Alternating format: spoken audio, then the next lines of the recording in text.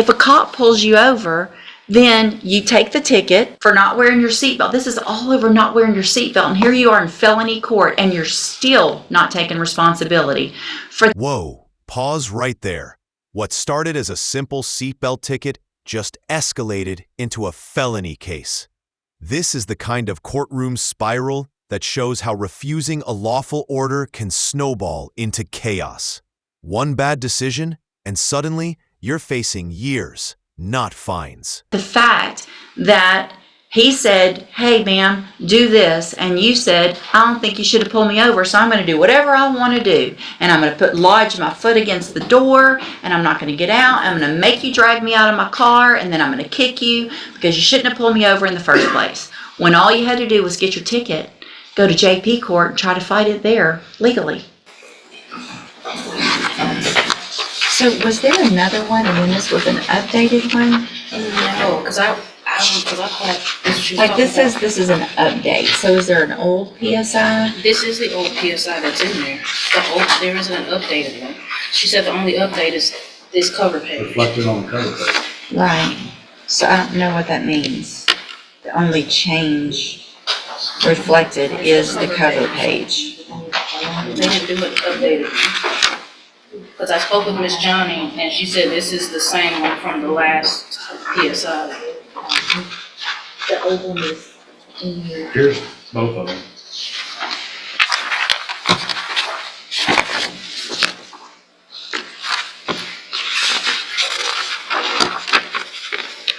I guess I don't understand why we got. Okay, this moment right here, this is courtroom confusion at its peak. 2 PSI reports, cover pages. Welcome to the world of legal paperwork, where one updated document can change everything. The judge is trying to untangle it all, but you can almost feel the frustration. 2. I'm very confused.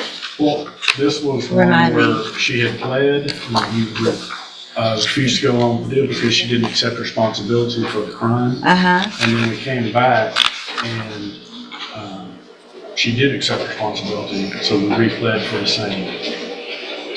Okay. There was a different attorney involved on the first time and I was appointed. Yeah, she pled in May of last year. Was before the third with Tom Burbank.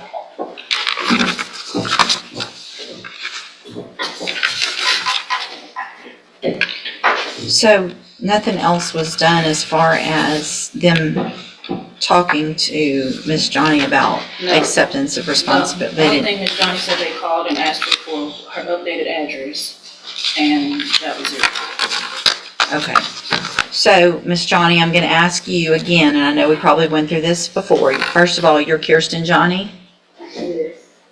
And Miss Johnny, I want to make sure, because in that previously you said you didn't do it, you were forced to do it because of your financial, you were forced to plea because of your financial situation, and that it wasn't fair.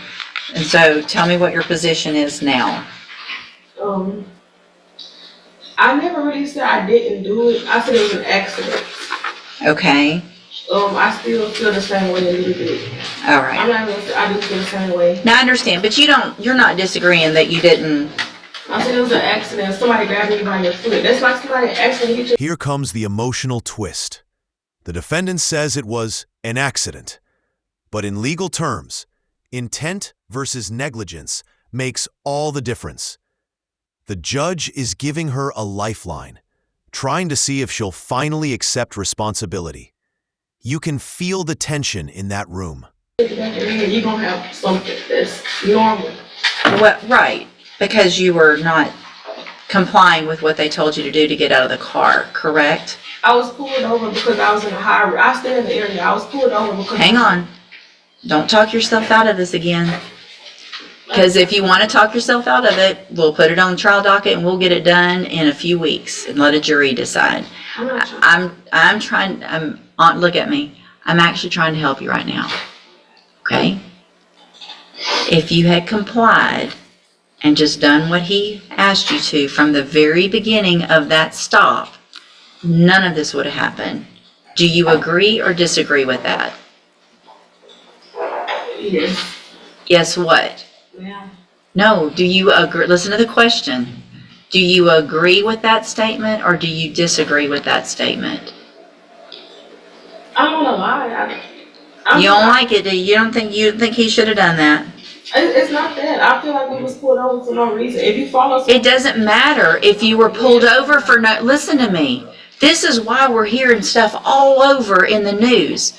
It doesn't matter what you think. If a cop pulls you over, then you take the ticket for not wearing your seatbelt. This is all over not wearing your seatbelt. And here you are in felony court and you're still not taking responsibility for the fact that he said, hey, ma'am, do this. And you said, I don't think you should have pulled me over, so I'm going to do whatever I want to do. And I'm going to lodge my foot against the door, and I'm not going to get out. I'm going to make you drag me out of my car, and then I'm going to kick you because you shouldn't have pulled me over in the first place.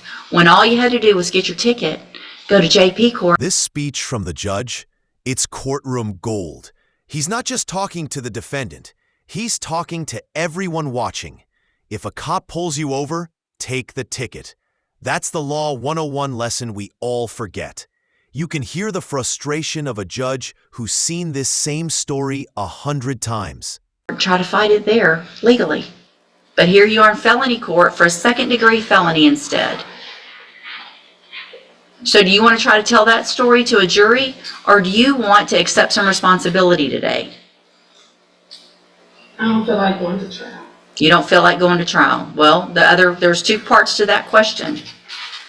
Do you feel like accepting responsibility? Yes, ma'am. Do you think it would be a better idea next time you're pulled over to comply and just do what they ask you to? Yes.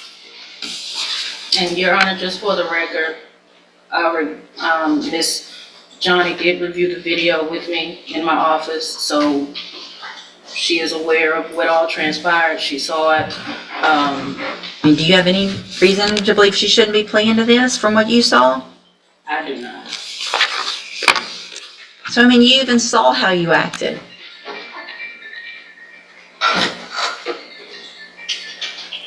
I understand. It's probably a good idea. All right. I'm going to find that you previously entered your plea of guilty freely and voluntarily. I'm going to find sufficient evidence to find you guilty. I'm going to follow the agreement that you made with the district attorney.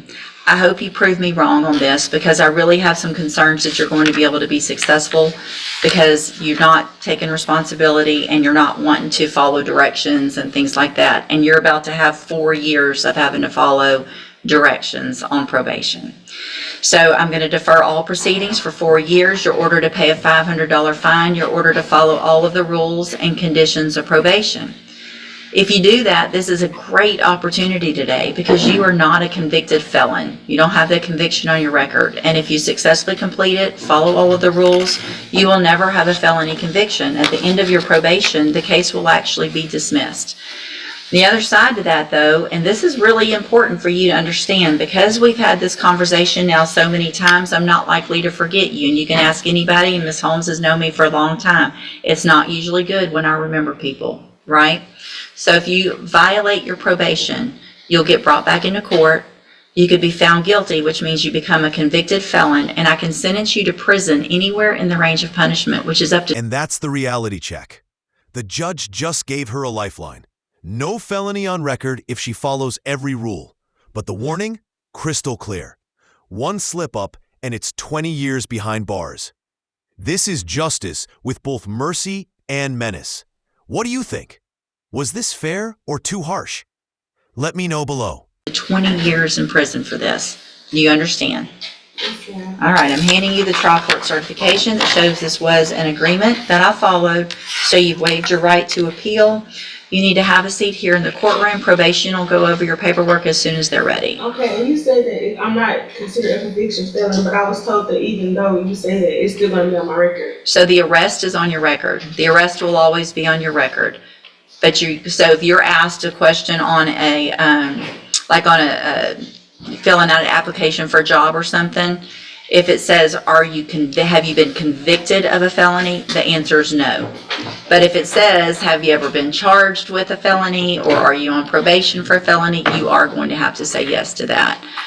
But the conviction part is still better than nothing, not having that conviction, right? Yes. Okay, have a seat in the courtroom, watch for probation to call